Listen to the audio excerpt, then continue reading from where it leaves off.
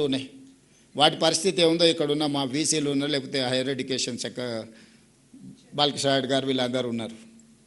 ఇంకొకటి నేను పెట్టినా అదనంగా చేసేది ఏం లేదని చెప్పి young India skills university aided by Anand Mahindra vehicles మీరు చూస్తుంటారు రోడ్ల మీద కార్లు ఇవన్నీ. Mahindra group of companies chairman మన young India skills university chairperson ఈరోజు. Board of directors Reddy labs CEO one of the board of director, Apollo hospital CEO one of the director. ప్రపంచంలోనే success story ఉన్న కార్పొరేట్ కంపెనీల CEOలు ఈరోజు మన young India skills university board of directors. They have to decide curriculum, they have to take student, they have to give training, they have to give job also. ఈరోజు మన young India skills యూనివర్సిటీలో 2 months back vice chancellor గారు announce చేసిండ్రు, 1000 మందికి training ఇస్తే 1000 మందికి ఉద్యోగం వచ్చింది. బోధ్ ఆదిలాబాదులో ATCలో ట్రైనింగ్ పోయిన అందరికీ టాటా కంపెనీలోనే ఉద్యోగం వచ్చింది.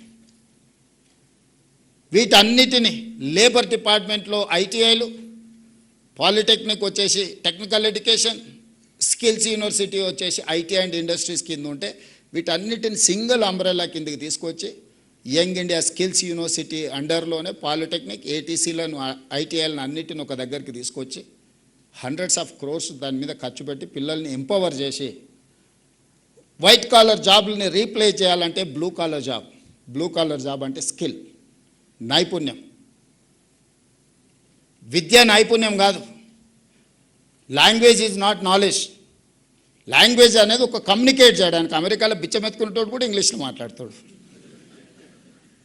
చైనాలో ఇంగ్లీష్ వచ్చిన వాళ్ళు 10% కూడా వెళ్ళరు. జర్మన్లో కూడా hardly 10%. You go and see South Korea. మరి చైనా, జర్మన్, సౌత్ కొరియా ప్రపంచాన్ని ఎట్లా శాసిస్తుంది ఇంగ్లీష్ రాకపోతే? ప్రపంచాన్ని ఈరోజు ఒకవేళ చైనా గినా ఉన్న పలంగా నా అప్పు నాకు గట్టని అమెరికాని అడిగితే వాడు డబ్బులు కట్టలేక ఆ దేశాన్ని వాడికి ఇవ్వాల్సిన పరిస్థితి. అమెరికా క్యాష్ రిచ్ కాదు, చైనా ఇస్ క్యాష్ రిచ్. చైనాకున్న అప్పు అమెరికా కట్టాలంటే వాడి దగ్గర డబ్బులు లేకపోతే వాడి దేశాన్ని తీసి వాడికి అప్పచెప్పాలి. ఊర్లలో అప్పుడప్పుడు మనం భూమియో ఇల్లో పెట్టి అప్పు తెచ్చుకుంటే కట్టలేక ఇల్లో భూమి వానికి అప్పులోనికి ఇస్తాం కదా పటానికి. అట్లా అమెరికా దేశాన్ని చైనాకి ఇవ్వాల్సిన పరిస్థితి. అందుకే ఎవరు ఏది మాట్లాడినా, ఎవరు ఏం చెప్పినా 25 సంవత్సరాలు మనం అమెరికా వైపు చూసినాం, చాలా నేర్చుకున్నాం, చాలా సంపాదించినాం, చాలా గుర్తింపు వచ్చింది. ఇక అమెరికా అనేది మనకు అంత గొప్ప అవకాశాలు ఇచ్చే దేశం కాదు. ఇప్పుడు మనం ఫోకస్ షిఫ్ట్ చేయాల్సిన జర్మనీ మీద, జపాన్ మీద, సౌత్ కొరియా మీద, సింగపూర్ మీద, చైనా మీద. ఈరోజు కోట్లాది ఉద్యోగాలు, ఉపాధి అవకాశాలు ఆ దేశాలలో ఉన్నాయి. మనం జర్మనీ నేర్చుకోలే, జపనీస్ లాంగ్వేజ్ నేర్చుకోలే, కొరియన్ లాంగ్వేజ్ నేర్చుకోలేదు. ఈ లాంగ్వేజ్ కొంచెం కొంచెం వచ్చినా మనకు సాంకేతిక నైపుణ్యం ఉంటే లక్షలాది రూపాయల జీతం ఇచ్చి మనల్ని ఈరోజు ఉద్యోగం ఇవ్వడానికి ఆ దేశాలు మన కోసం ఎదురు చూస్తున్నాయి. అందుకే ఈరోజు నర్సరీ నుంచి 12th వరకు